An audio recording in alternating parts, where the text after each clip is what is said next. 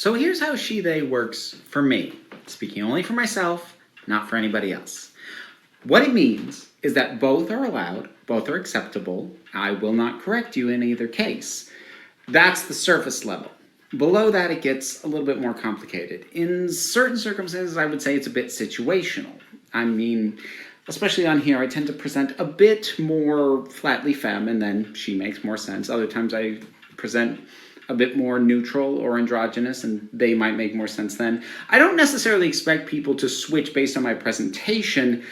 It's more an issue of when everybody defaults to she and virtually nobody uses they, it makes me feel like my fluidity is not being acknowledged and I'm being seen only as a trans woman, which I'm not. So no individual person who doesn't use they is doing it wrong, but I'd like to hear it sometimes.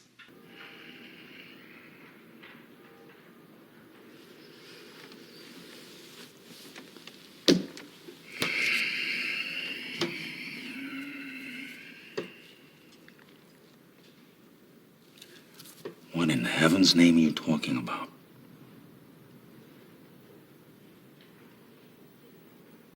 Now, for those of you that are still a little confused about what we just saw in that first clip, that dude was, well, a dude. Anyway, welcome back. Thank you guys so much for joining me. So I have a fairly quick and very crazy Clown World update for you guys today, and as usual, we have very little time to waste, so let's get into it. Now, if you place your attention on the screen for a moment, so here we have a couple of trans lesbians or transbians just enjoying a night out on the town. Now, interestingly enough, these two fellas won't date each other because trans lesbian basically means just a straight guy.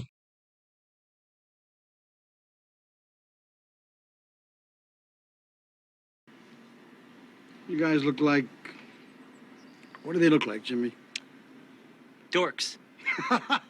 They look like a couple of dorks. Now, before we go any further, I just want to say prayers out to everybody in California who's being affected by these crazy wildfires in the Palisades in Malibu. It looks like a war zone out there. So let's keep it moving with Los Angeles Fire Chief Kristen Crowley. This, folks, is diversity, equity, and inclusion, or DEI, in action. Roll it. I'm super inspired. She took time out of her already busy schedule to tell us about her vision for the department's future, one that includes a 3-year strategic plan to increase diversity. People ask me, well, what number are you looking for? I say, I'm not looking for a number. It's never enough. Out of 3,300 city firefighters, only 115 are women right now. She's already looking at ways to change that. She's quick to point out that doing so has a greater purpose, attracting the best and brightest for the job. They feel included, they feel valued, and they feel part of a cohesive team. The chief also checks another box when it comes to inclusivity and diversity at this department. She's a proud member of the LGBTQ community. That just kind of opens the door of people that thought, wow, I didn't even know that that was an opportunity for me.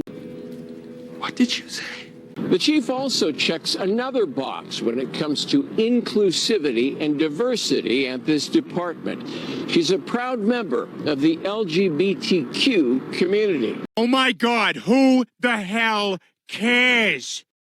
Good to know that the Los Angeles County Fire Department hires people based on what's in their trousers and the type of relations they like to participate in.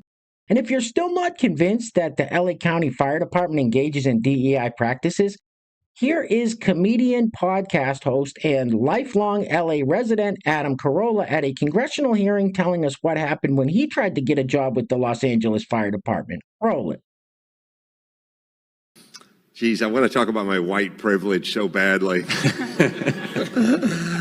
I graduated North Hollywood High with a 1.7 GPA. I could not find a job. I walked to a fire station in North Hollywood. I was 19. I was living in the garage of my family home. My mom was on welfare and food stamps. And I said, can I get a job as a fireman? And they said, no, because you're not black, Hispanic, or a woman. We'll see in about 7 years. And I went to a construction site and dug ditches and picked up garbage for the next 7 years. I got a letter in the mail sent to my father's house saying, your time has come to do the written exam for the LA Fire Department. I took it, and I was standing in line, and I had a young woman of color standing behind me in line, and I said, just out of curiosity, when did you sign up to become a fireman? Because I did it, or a person, 7 years ago, and she said, Wednesday. That is an example of my white privilege. Now that's f***ed up. Now, I could show you guys a dozen more videos and news stories of people praising Los Angeles for hiring that rug muncher as their fire chief and all of their diversity, equity, and inclusion policies, but I think you guys get the picture. And what good is that doing them now as LA burns to the ground? Anyway, next up, we have some more liberal meltdowns, of course, rolling. All right, women who voted for Trump, I have something for you. Are you ready for this? Are you ready? I hope you get everything you f***ing voted for. You ain't got a 4-head, you got a 5-head. Now, since Trump started sharing memes of Canada becoming part of the United States or sending Don Jr. over to Greenland or talking about the Panama Canal or the Gulf of Mexico, it has caused a bunch of these Democrats to short circuit, including this fellow who I'm guessing was part of the group White Dudes for Harris. Roll it. So Trumpers and MAGA, you didn't think Trump was going to be a dictator, huh? An authoritarian. He's playing right along with Putin's little scenario, huh? Invading countries. Not once, unless he was asked, did he say anything about you and me getting lower prices. Only when he asked, when he was asked. You f***ed up, MAGA. You f***ed up, Trumpers. You f***ed up big time. And he's not even president yet. That's how f***ed up. F***ed up. So, yeah, big f*** up. Get a haircut, hippie. And next up, we have this young fellow who is upset that the certification of Donald Trump's election victory went pretty smooth the other day. However, he says that the place where he gets his information from told him that Trump will not take office again, and he's pretty confident about that. And you may be asking, where the hell does he get his information from? Well, a psychic, of course. Roll it. So that just happened.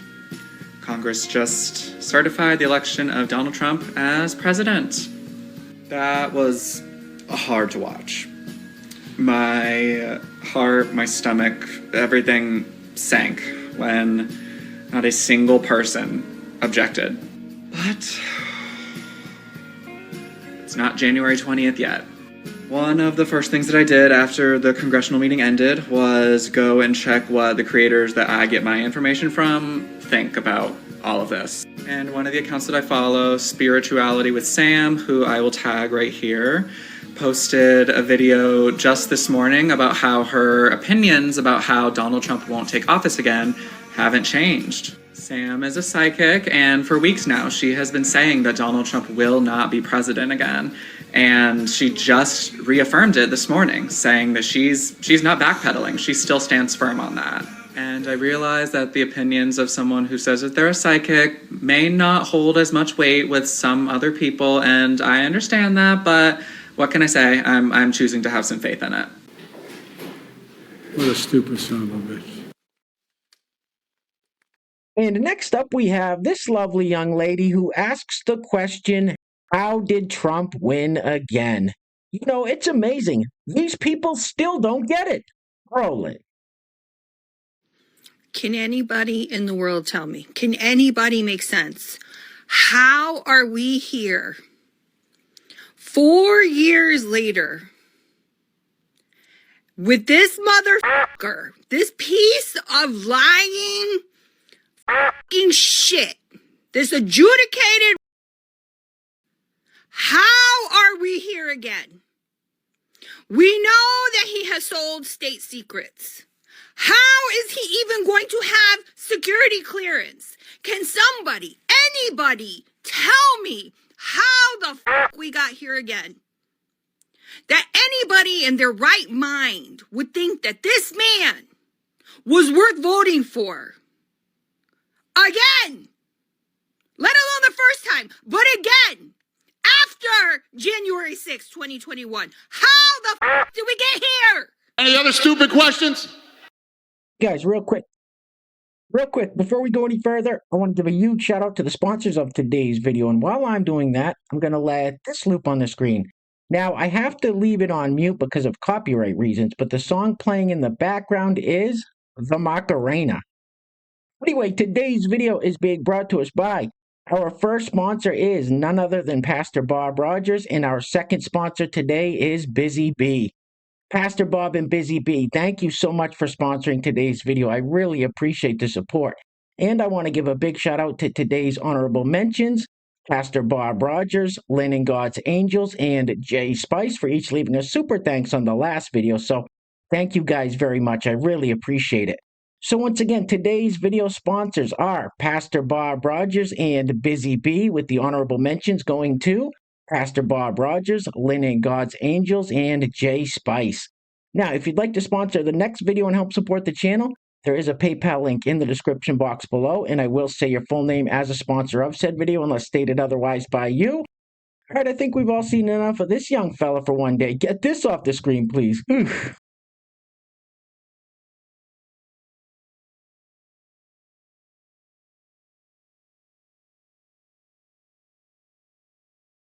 That is weird. Just a big bulge in your pants.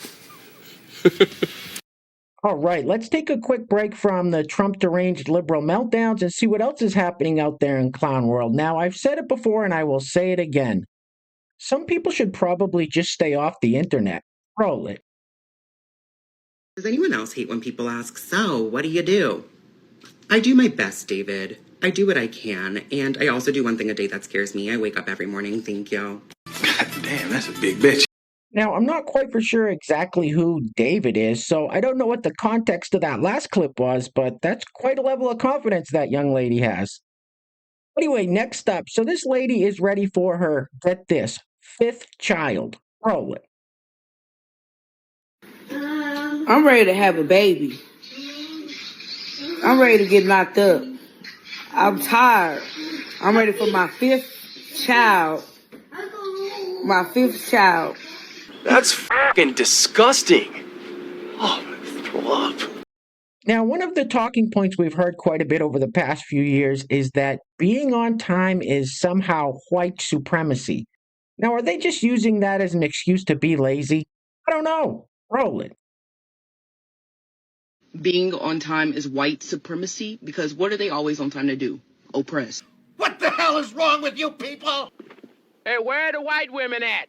And next up, we have this individual who is a biological man that identifies as a trans woman, talking about what it's like to be trans in Texas. Now, this clip must be a couple months old because he's talking about the upcoming elections. Roll it. Being trans in Texas, is it scary?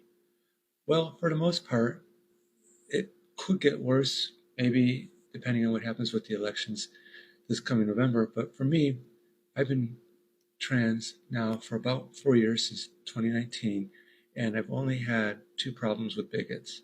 The first one was when I was grocery shopping, and 3 dudes somehow clocked me and started following me all over the grocery store when I was grocery shopping. But I wasn't sure if they had clocked me or if they were just infatuated with my amazing looks. I don't know. But they were following me, and I was scared. So I left the store and got out of there because I didn't want to go around and find out what was going to happen. The second one was with online dating, and I don't know, but the person I met was just uncomfortable with me, and I felt uncomfortable with him, and it just wasn't going to work out. What the hell did you just say? But I wasn't sure if they had clocked me or if they were just infatuated with my amazing looks. A little creepy, bro. All right, guys, we're going to be wrapping it up with this very telling clip from CNN of Jim Acosta talking to Brian Stelter about Mark Zuckerberg turning Facebook into more of a free speech platform. Now, Brian Stelter actually says the quiet part out loud. The left hates free speech. Now keep your eyes on little Brian Stelter during this clip. It's actually kind of frightening. Anyway, things are clearly getting very crazy out there, guys, so please take care of yourselves. Take care of each other. Till next time, love you guys. Peace. Roll it.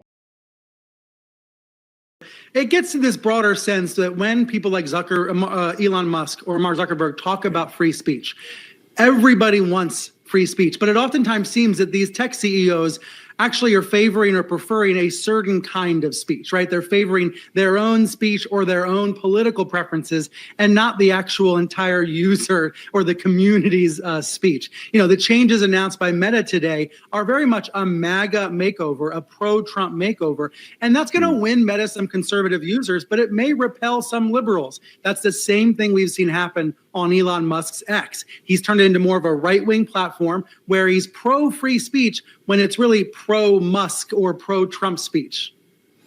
All right, Brian Stelter, thanks as always. And you mentioned those changes over at Meta. That is going to be fascinating to watch moving forward because obviously Facebook and Instagram, places like that, have also been accused of being super spreaders of disinformation, misinformation. We'll keep our eyes on that. What did you say? What the did you just say? All right, Brian Stelter, thanks as always. And you mentioned those changes over at Meta. That is going to be fascinating to watch moving forward because obviously Facebook and Instagram, places like that, have also been accused of being super spreaders of disinformation, misinformation. We'll keep our eyes on that. Man, you are one pathetic loser. 2, 10, 12, 15. Oops, stepping on a. It's black. Anyway.